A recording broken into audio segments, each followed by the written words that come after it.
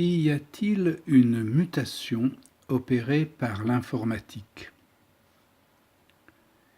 Et si nous étions dans le cours d'une mutation, saurions-nous nous en rendre compte? Oui, nous pouvons en prendre conscience en observant la société. Deuxièmement, nous observerons que informatique signifie calcul de l'information. Commençons par constater que la société a affirmé son ordre hiérarchique par des formes pyramidales. Pourquoi un carré et non pas un triangle à la base? Pour simplifier, commençons par représenter un cône. À son sommet, on trouve le chef, le maître, et on observe que sous son gouvernement, les populations se sont éclipsées, tandis que son pouvoir était reconnu de droit divin. C'est une première organisation que l'on trouve couramment dans l'histoire.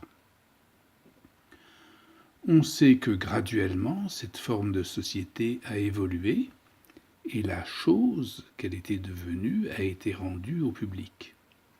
Nous étions parvenus à ce qu'on appelle la République, res publicum, la chose publique.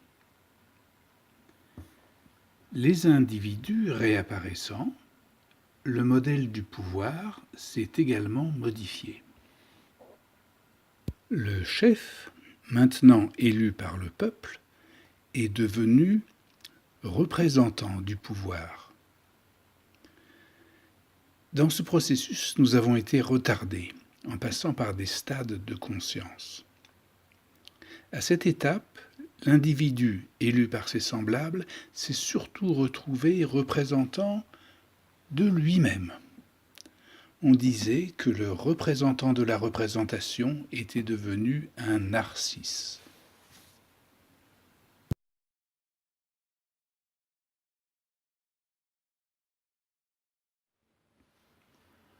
Ces choses ne se sont pas passées toutes seules, elles se sont conclues en même temps que des découvertes.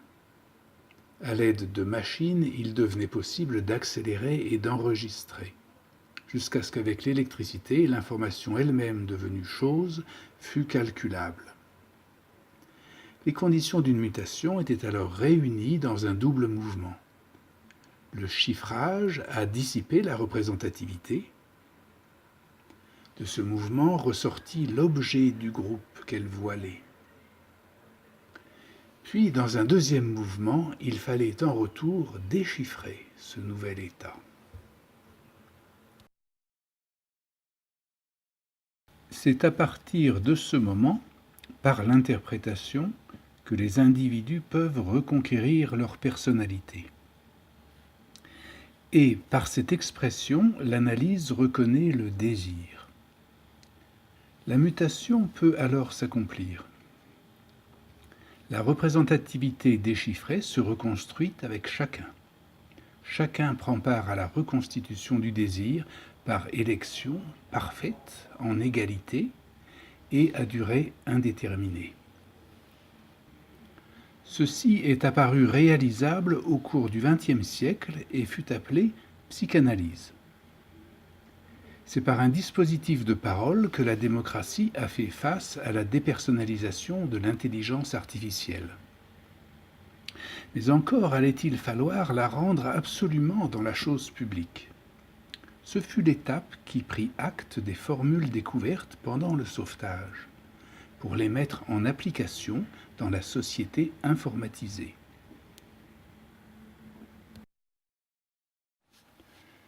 Tel est l'historique et l'explication de l'algorithme de la démocratie, mis en application vote mobile. La psychanalyse peut continuer pour ses résultats singuliers.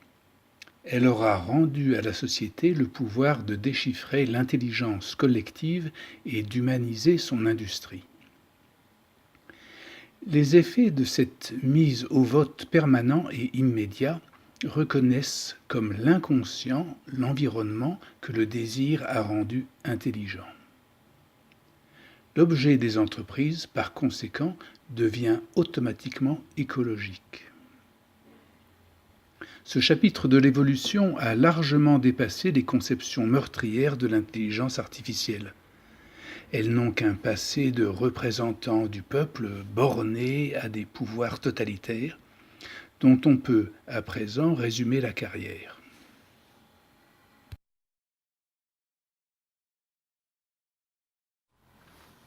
La société, issue d'un égoïsme total, a rendu à l'individu une civilisation au moyen de la République. Elle a été sur ce chemin normalement retenue par des symptômes. À charge des techniques et des sciences humaines de les surmonter. Il laisse à l'humanité l'alternative entre une pulsion hiérarchique, rigide et délétère, et son analyse. L'analyse de la représentativité, qui va de chiffrage en déchiffrage, aboutit à une conscience, et particulièrement une relativisation du temps. Les spécialistes savent que la durée des séances valut d'épiques disputes de la communauté psychanalytique.